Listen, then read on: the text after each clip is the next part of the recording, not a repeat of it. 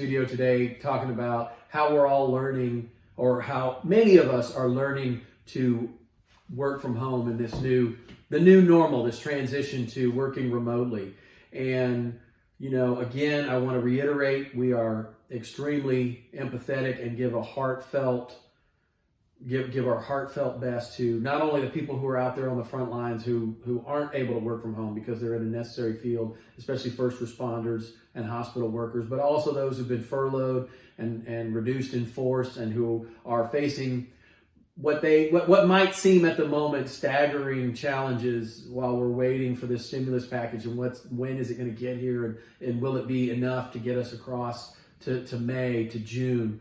And anyhow, we are all in this together, and so our hearts go out to all of you. And part of the purpose of the entire video series I've ever done is to lift up our community, to have something out on the internet, what it was intended for, to be positive, uplifting, and helpful. So, the subject matter of this video series is the transition to working from home. And, the last part I was talking about the history of transition that I experienced in my life, where my father was, transitioned from working in this giant office building that was built in the 70s for IBM into this work from home environment where essentially workers all over the state of Texas and all over the United States were emptied out of these office buildings, and these office buildings were returned to profitability because they could be leased out or sold or what have you.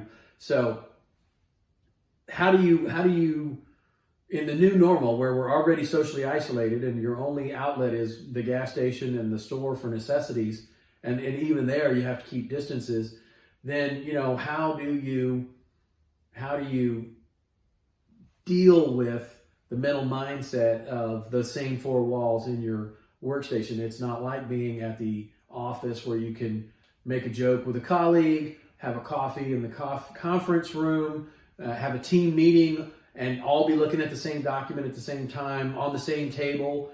These transitions we're all struggling with. So things that I think are helpful, and I talked about on the first one, is more discipline, clear boundaries, where your workday starts, and tasking out your projects. And here's something that I used to do that I don't know if may or may not be helpful, but the human mind only has the capacity for so many projects in a day.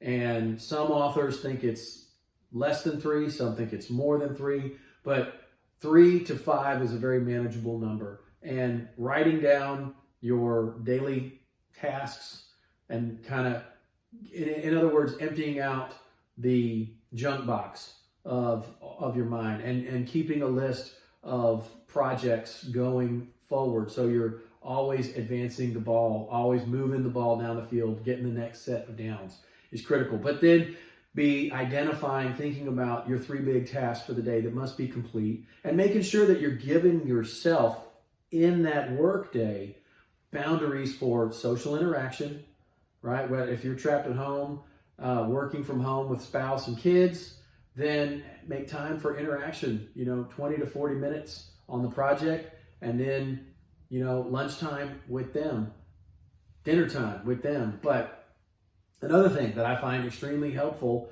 is that, and I read this in a productivity book many years ago, that the human mind, after about 20 to 21 minutes, starts to lose a little focus. So allowing oneself 20 to 21 minutes of hard focus on a project, on an issue, whatever you're working on, to get that next set of downs, and then give yourself a little break. Just even if it's just standing up and stretching, then hit the next 21 minutes. But that way, anywhere between 80 something minutes, 90 minutes, 120 minutes, you are giving yourself just a little bit of a mental stretch. The 7th inning stretch is in the ball game for a reason, right? It's a mental lift. And interjecting some comedy into that always lifts you up a little bit. So, those funny memes that your coworker shares, used to maybe come into your office and share them on a group text. Make sure they're the subject of a daily call. And another thing to do is to making sure that you're interacting with your colleagues, coworkers, friends, family, whoever may not have the luxury of a big group, right? They're not part of a big company. They're not part of a small company. They're a solopreneur or a solo practitioner or, an independent contractor working, for a big company, but they don't necessarily have a big group of colleagues, friends, and what have you to interact with. So make sure you're reaching out to them and lift them up a little bit with just some interaction or some humor. These are things that I think are helpful to face and overcome these challenges as we get through this pandemic in the next few weeks.